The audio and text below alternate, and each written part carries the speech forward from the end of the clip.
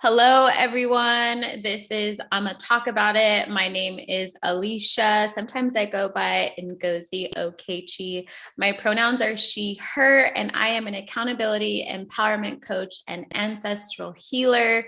Today, for our guest speaker, we have Elva Villegas, and today's episode is called Relationships. Let's Talk Navigating Expectations. So thank you so much for joining today and showing up for yourself. As always, I see your effort and I honor you. Keep on going and keep on growing. Hi, Elva. How are you? Hi, I'm good. How are you? Good. I like that Happy to last have part. you. What? I like that last part. Yeah, you did? Man. Yeah, they keep on growing. I made it up. I like No, it. thanks. So let's just jump right in. Let's start with where you are today. How is your lovely relationship going? I hear it's thriving. It is. It's disgustingly. We're disgustingly in love. So it's really good.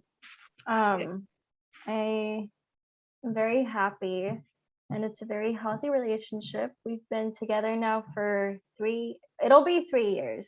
I don't know. I try not to keep track. Time flies. I feel like Yeah, you keep track and you're like, I'm not trying to think about that. It's just been a long time and it's been great.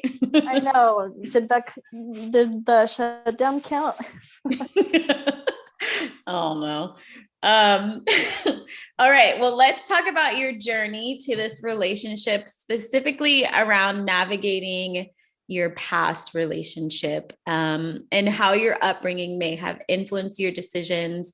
For people who don't know you, if you can just share a little bit more about your relationship. Previously, you were married, experienced a divorce, and here you are today thriving. So talk a little bit about your journey. So I was married, and it has not been easy. Mm-hmm. You've seen me cry a lot. It's been a roller coaster, to be honest. So I did get married at 19. It was super young. Fuck up number one. Just kidding. Um, no, but I do think that's way too young now looking back. Mm-hmm. Yeah. Oh yeah. Um, but so I was married for 7 years. We were separated for about a year. Mm-hmm. So it wasn't like I would say, I don't have like the exact time frame, but there was a huge gap between like the separation and when I actually filed for divorce. And that was like just due to money and of course corona and just a lot of other things. Mm-hmm. um I'm trying to remember your question. Well, you can So kind we of go were for it. together. I got married at 19 and we were together like on and off since I was like 15, 16.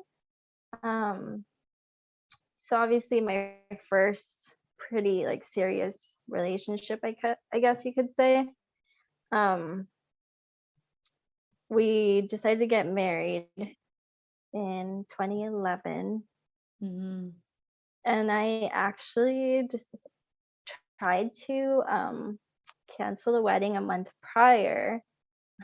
Mm-hmm. Interesting. Yeah, and that was because I think I just knew deep down I did not want to do it. Mm-hmm. Or I wasn't ready. Yeah. And I remember that day exactly when I told him, and he was really upset and he cried and he tried to break up with me. And I remember him saying, "Well, if you're not going to marry me, like then we're over." And I gave in. Yeah. I know, Wow. I gave in. And I feel like that moment was kind of told a lot of what defined maybe like what the rest of the relationship would look like. Mm-hmm. was not healthy. Mhm. It was controlling. And I mean, I'm not perfect. I Yeah. think it was controlling on both ends until I kind of realized I got to a point. I was 25. I was having my quarter life crisis, or maybe my Saturn return, maybe both. But yeah, I realized that I was not happy. I was not happy, and I think we had really grown apart and we didn't have the same interests anymore. And that was a huge one. Mhm. Um, it took, I want to say, now looking back, I'm like, why did it take so long? But Yeah. it did take about a year for me to like go into therapy and try to figure everything out. I just felt stuck.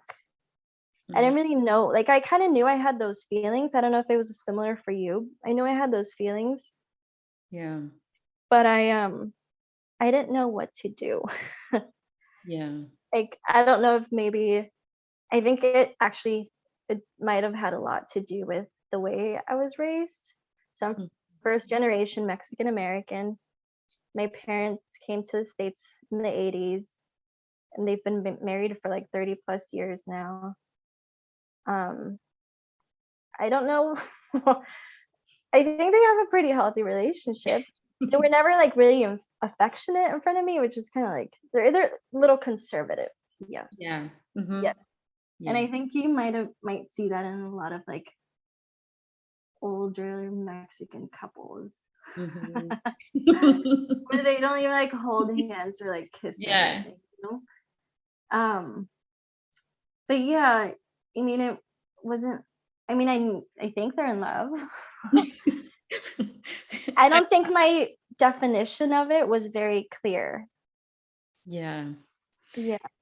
Do you think that, you know, the kind of pressure that you felt about getting married, do you think the way that you were raised contributed to saying yes? Or, I mean, it was interesting that you're saying also, you were very young at the time. Mhm. So, what do you think made it difficult for you to not be like, you know, I don't want to do this, or, not fully, Go maybe through with being it. honest with yourself. Yeah. Like, what do you Mhm. think it was that contributed to you saying, okay, I'll get married? My my parents actually did not want me to. Oh, Nobody in my family wanted me to. I think I just thought I think I did love this person. mhm. And I think the thought of like breaking up, maybe that was what really like was okay. Maybe that was, what why I gave in and I went through with it. Mhm. But yeah, my parents like they did not want me to. And I maybe should have listened. Well, it's, interesting that you say that, because as I kind of reflect on my own journey of navigating a marriage and like saying yes, it was like there was a part of me that was upset that we were together so long, right? And I was getting super impatient. Mhm. Um, but at the same time, like, I feel like in hindsight, it would have been great to make that pause. Because even though I wasn't young or considered young based on like social guidelines, like I was young minded. Um, and also, came from a family that I didn't have an example of what a healthy marriage looked like, or like what healthy kind of Yeah. relationships looked like. Because at the same time, like when you're in any sort of relationship, you are both a product of how you were raised and what you were surrounded with. Exactly. and you don't really know what you're doing as you're doing it. And all you have is what you kind of saw and what you absorbed growing up. So, Yeah. and And I it's so interesting you say that, because when I first started therapy, I was like one of her first questions. mm-hmm. She asked me about my parents and their relationship and like their dynamic, and it was I guess when I went to therapy, I had no idea that all of these things actually like did influence me in a way. Yeah, they definitely do. And you don't realize it until you're completely out of it, like most things. Like Exactly. once you're removed fully from the situation and have time to have a clear head and Mm-hmm. can deal with it in a space that feels safe, then you're like, oh, in hindsight, maybe that wasn't the best situation. And I definitely think that there were pressures, and it wasn't from my family, but it was definitely from Society. society, from the other side of the family, of like, when are you going to commit? When are you going to get married? And then in my mind, I was like, Because you were dating for quite a bit. yeah, we were dating, I think, for, I don't know, like 7 years, a Yeah. long time. Um, and it was like, I had this plan in my head that was, from society again, that I needed to be a certain age when I wanted to have babies. I needed to be in a certain house. I needed to be in a certain And relationship. that would be your like happily ever after. Yeah. And I not once like thought like, where the fuck did these ideas come from? Like it just was something that was there. And then like in hindsight, you hear everybody like, oh, when are you getting married? When are you going to do this? When are you going to do that? And like, now I'm kind of like, when are you going to mind your own fucking business? But like back then Exactly. you're like, exactly. Like, what am I waiting for? Like, I just want to be married. Like, what exactly are we chasing?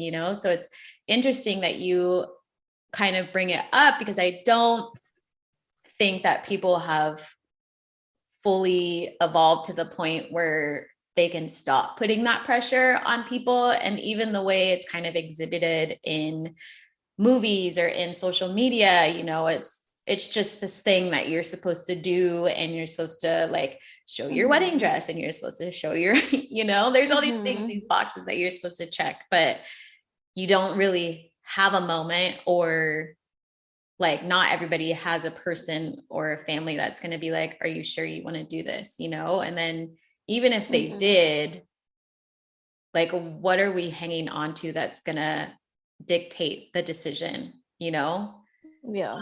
Um, so thanks for like No, I sharing agree with that. what you said. And now whenever I am asked like the marriage question, I I just want a healthy relationship. Mm-hmm. I just want to be okay with my partner, and that like being married isn't very important to me anymore. Mm-hmm. So that has definitely changed. Mm-hmm. Do you I feel the same definitely, way? yes. Like, I feel like marriage is the furthest thing from my mind, not because I don't want to do it and I don't believe it, but it's not a priority. Like, Yeah, and it doesn't mean like, sorry to cut you off. no, no, go for it. And it doesn't mean that like that the other person is fully committed. You know what I mean? It doesn't change. Like if you're in an unhealthy relationship, getting married is not going to change that. No. Yeah. Yeah. Like, I think like there is definitely an expectation of like, oh, it's rough now. Like, maybe getting married is a solution, or like once we fully bind ourselves to each other, because society told us that we have to do that because Yeah. women have to be kept by men, or whatever it is, Yeah. like it's not, Change your last name. yeah, everything. So talk to me about like what it was like going through the act of getting divorced, and like what that journey was like for you. I know we've talked about this a lot before, and I know we definitely shed some tears and some knowledge and some laughs around it, but like, what did you learn and what was it like for you? And for anyone who's listening, like, one of the most important things about like why I want to do this podcast and talk about divorce is because it's so like, it's not talked about.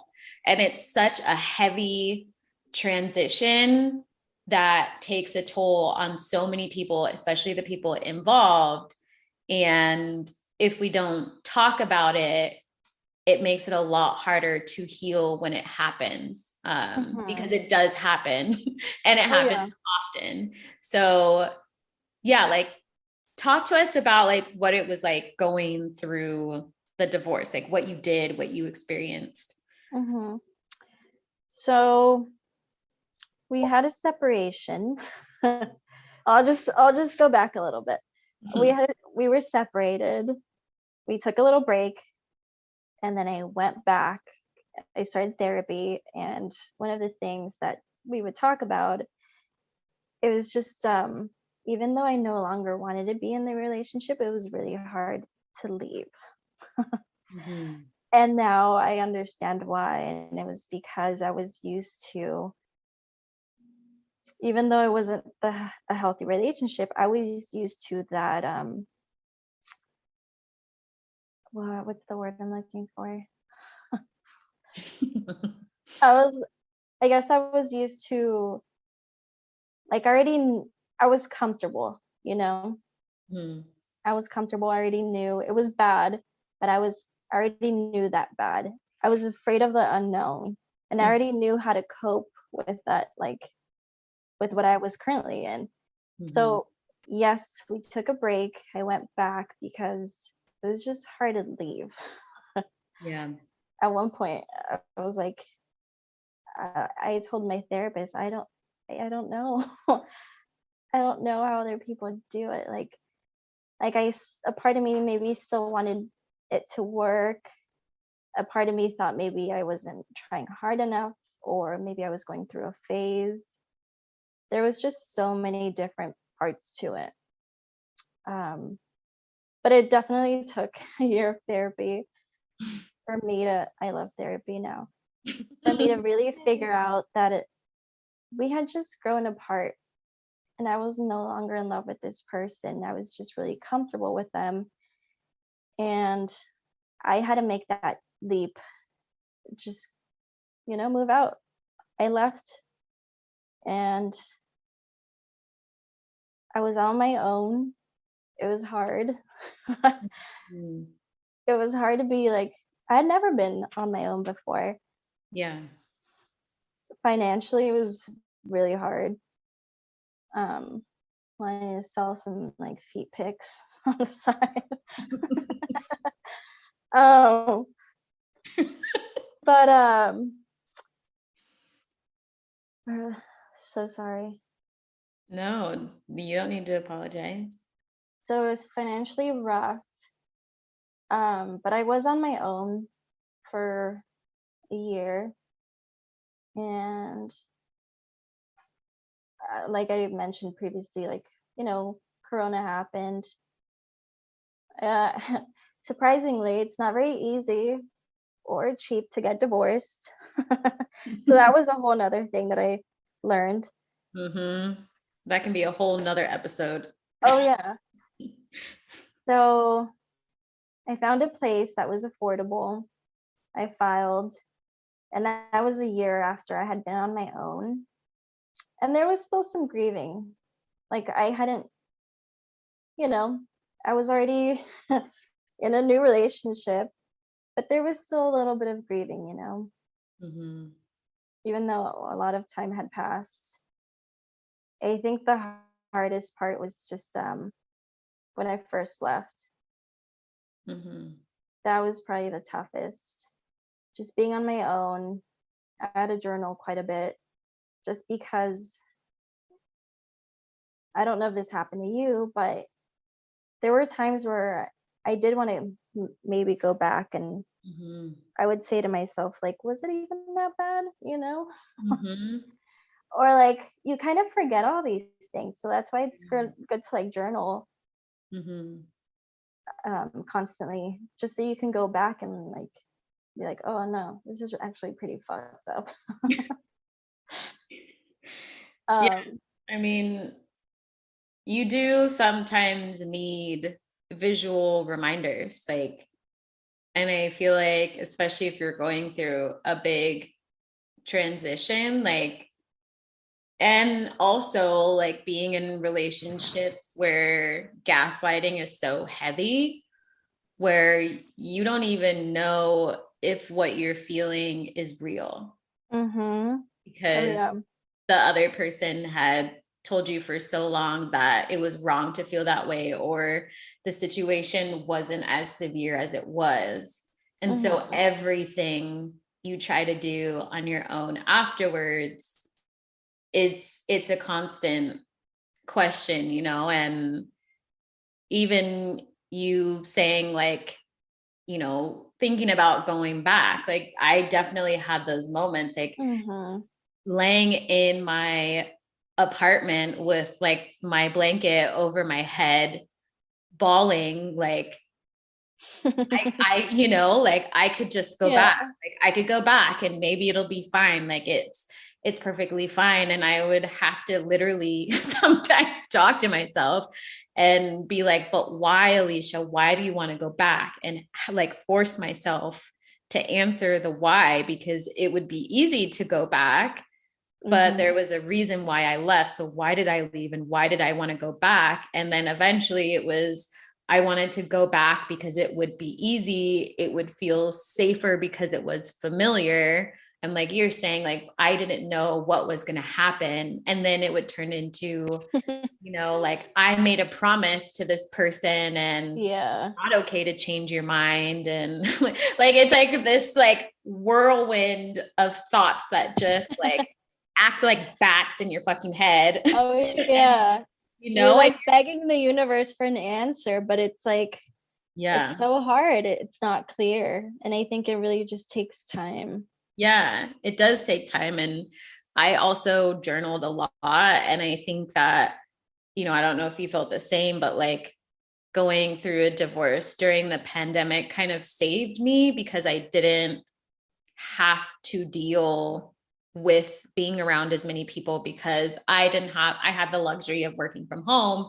And so I didn't have to see the same people at work and answer all of those stinking questions all day long about my relationship and my marriage, like Yeah. cooler talk, like, how's the kids? Are they on the way? You know, like all these things. And like, I was able to be in a place and transition without anybody, you know, Yeah, you got lucky there. yeah, noticing.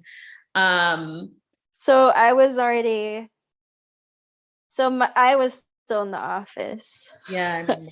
And there were days where it was just so hard. And I remember this one day where I just turned to my boss and I was like, I can't do it. Yeah. Like I was bawling, and it was because, I mean, you remember, like, it was loud in the office. So I would put on headphones, listen to music to be able to work Mm-hmm. and focus. And, songs would come on. And I couldn't help it. And I would just start bawling. Mm-hmm. And there was this one day where I told her, I was like, I can't do it. I need to go home. But yet it was hard. It was hard to be at work.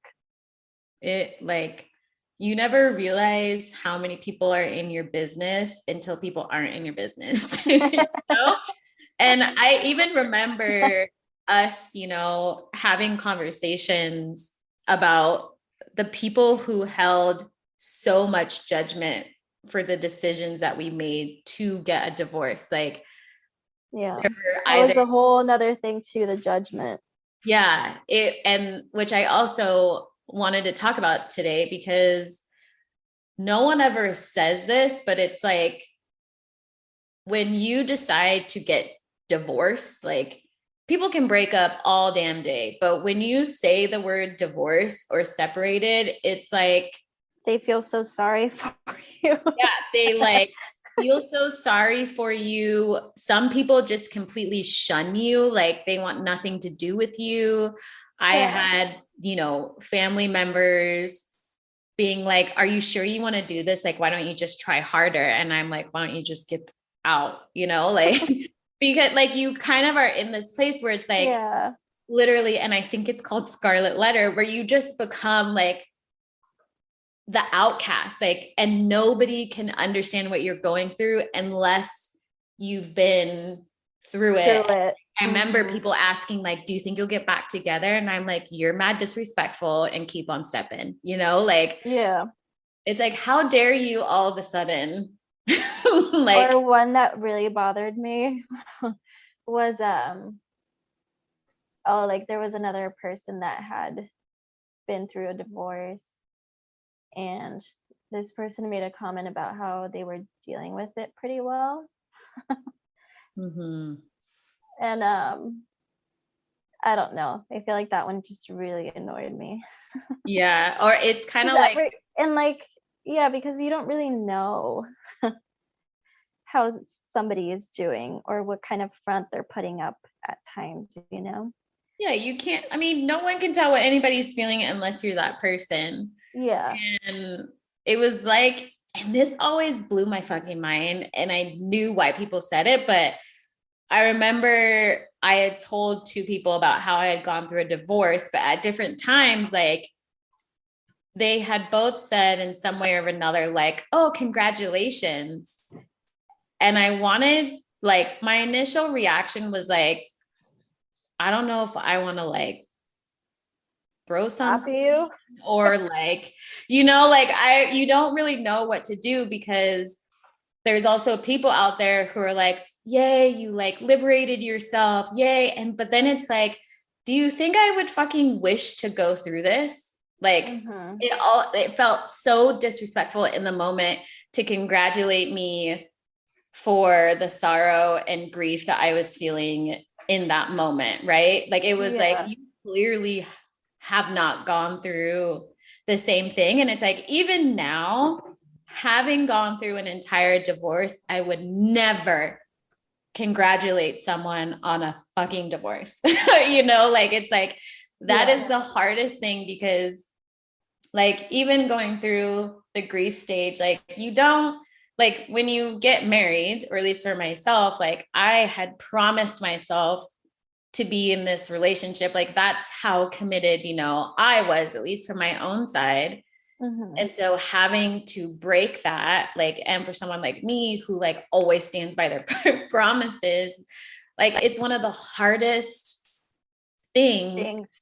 Yeah, the hardest things, because you feel like you're letting someone else go, especially, or like letting them down, especially if you're like, both of us are very empathetic people. So we feel like, and I think we were both in this same place where our partners did not feel the same way. So they were kind of like, they were constantly telling us, oh, I'm going to change, like, come back, So it was even harder. Yeah. Like, or like, I remember him saying, like, there was this one time where I told my therapist, like, I'm going to hell. Yeah. Because he made me feel like I was the worst person. He just said, I'm so lonely, like it's just the dog and I, like, you've put me like through so much, and I'm in so much pain. And it was all, and even though we were having this conversation, I just remember he just made me feel so bad. Yeah. He just made me feel so bad. And I mean, I cried and I didn't give in, but I was like, fuck, like, I'm really hurting this person. And I did not want to do that. Exactly. And that's why I'm like, I will never understand. I mean, I get why someone is trying to say congratulations, but I will never understand why someone is congratulating me when it was so painful. So I guess my second, or like my next question is, what was it like for you going through the grieving process and, letting go? Because I feel like in society and even culturally, like, we're from two different cultures, but like, not knowing how to grieve, right? It's not fully shown to us to take the time, or, you know, that grief, like you can grieve a relationship, but you can also grieve the dreams that you had for yourself and all of the expectations and where you saw yourself. So like, what was that like for you to experience that letting go and like make room for it? Like, what was it like? So my parents, my family, everybody, I mean, people around me, friends, everybody was really supportive. But there were still times where I just felt very alone. Felt very alone.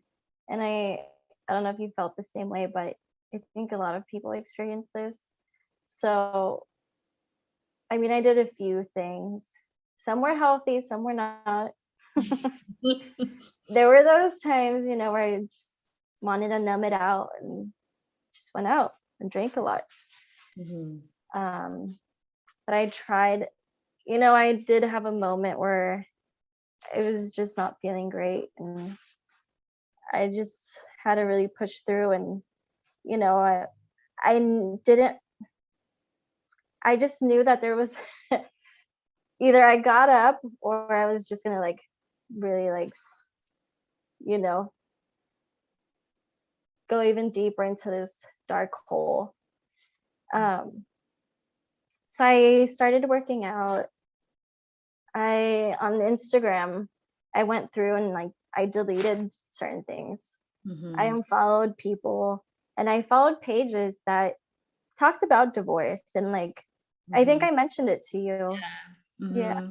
Or I even sent it to you. But it was nice to see that, you know, I wasn't alone and I wasn't the only one that had gone through this. But it was definitely hard because even though I did have my family, nobody around me had really been through something like it. Nobody, now that I think of it, nobody in my family has really gotten divorced. And that was one of the things that even the therapist like mentioned to me.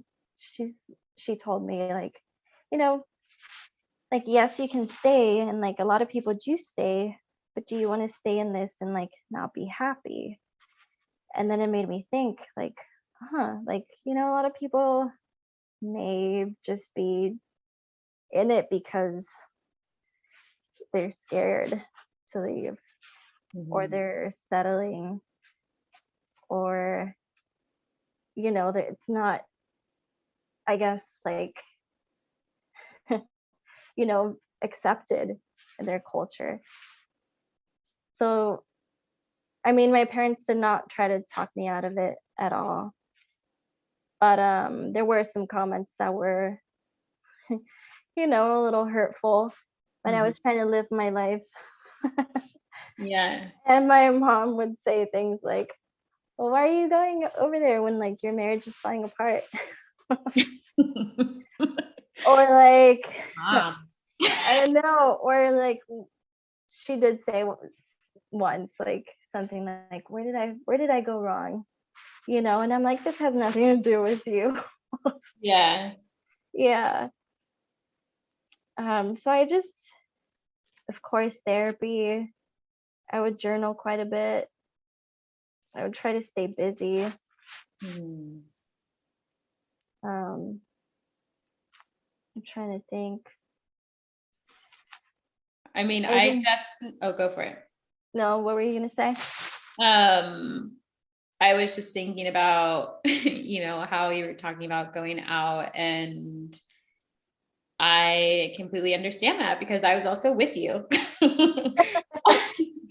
a lot of those times. But I think it was super important that, you know, we did find each other, and, you know, we were able, even though it was just us two, like have our small community of grieving without judgment. Like I knew that like if I wanted to go out or if you wanted to go out or whatever it was, like either of us would be there without a doubt, because there was just an understanding, and we knew that it was temporary. Like maybe it wasn't the best, but we And there's learned nothing wrong with like going out and drinking, you know. no at all. And that was the No. thing. Like we also realized that we had spent But I so think the reasons behind it, you know, I think yeah. are important. Yeah. And I think it was also really telling that, you know, as we were going through this phase, like there were a lot of people who judged us for that, like who were like, I don't do those sort of things. I'm married.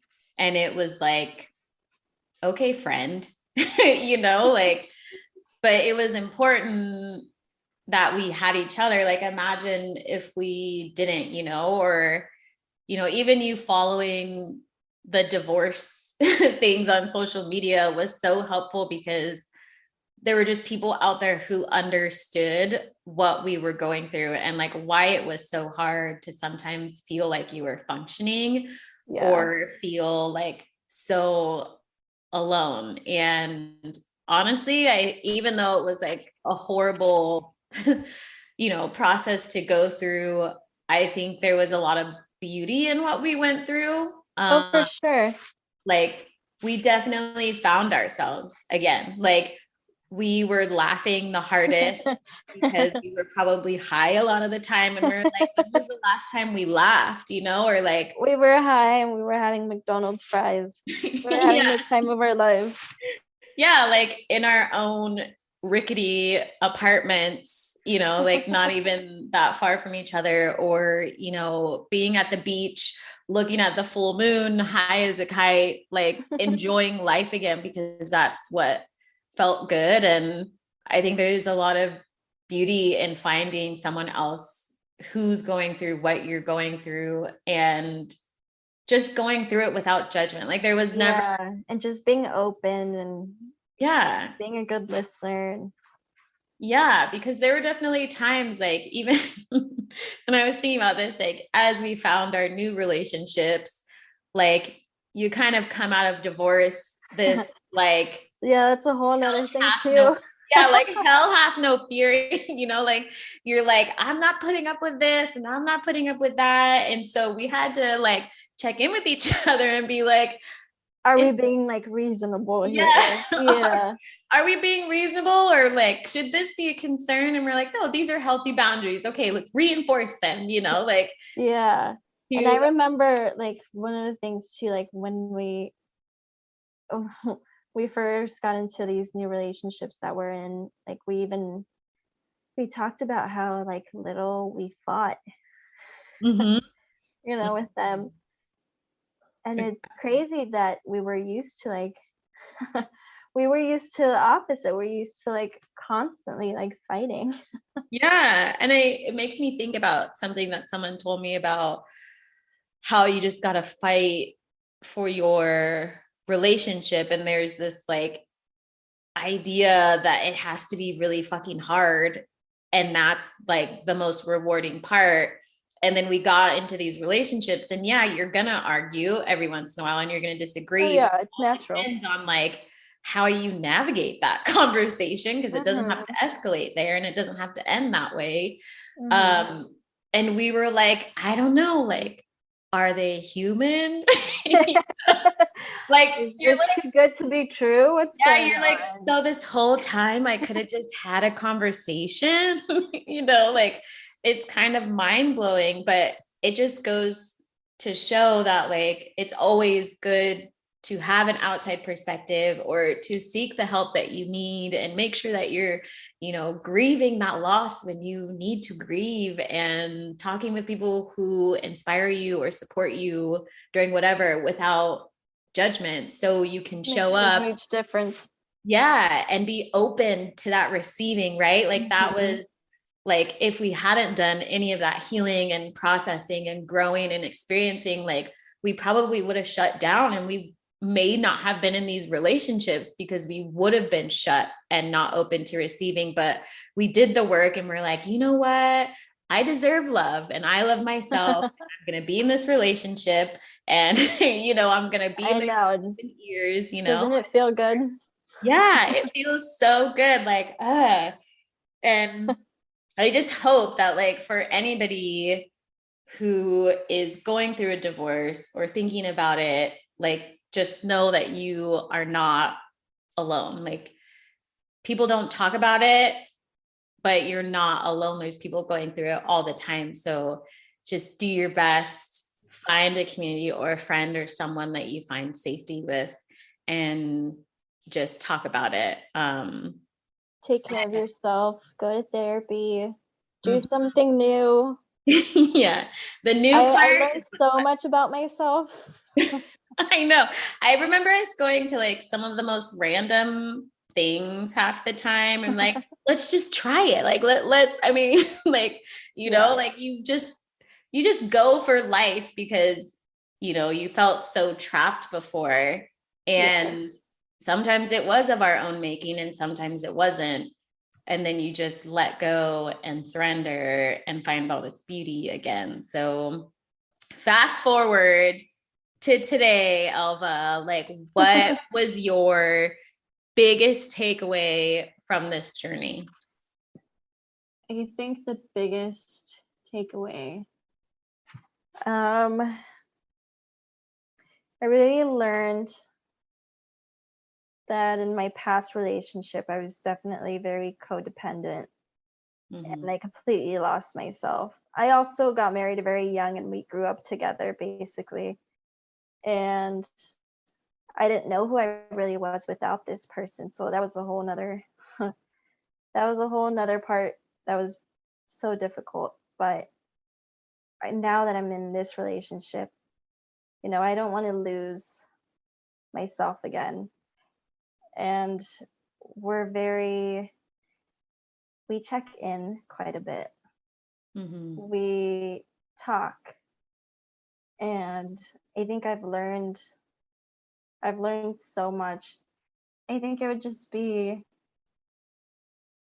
yes, you're in a relationship, but don't forget that you also, you know, are in a relationship with yourself.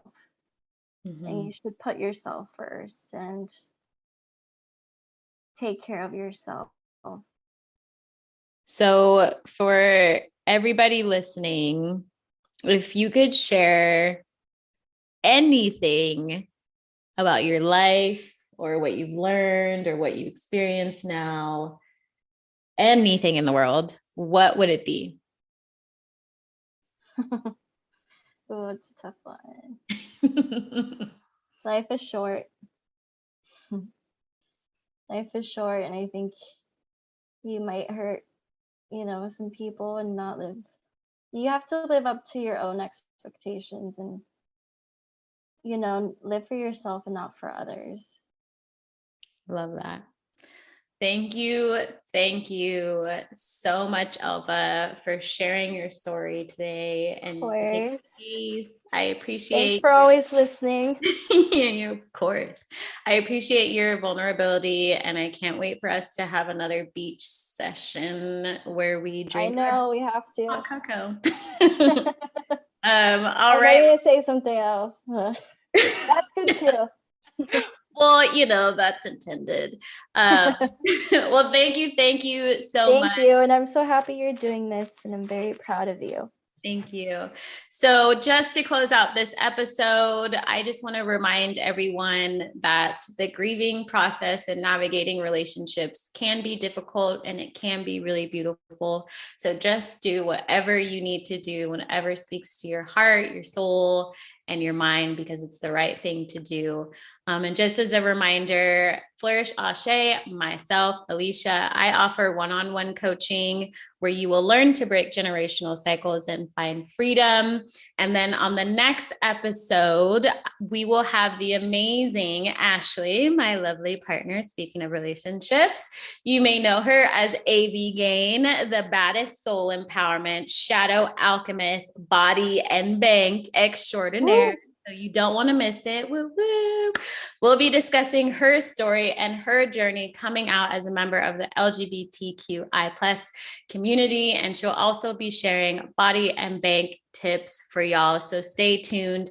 And don't forget that if you want to stay in the know of all things Fleur Sachet, which include my podcast, astrology advice, yoga, coaching, subscribe. I have the link in the bio.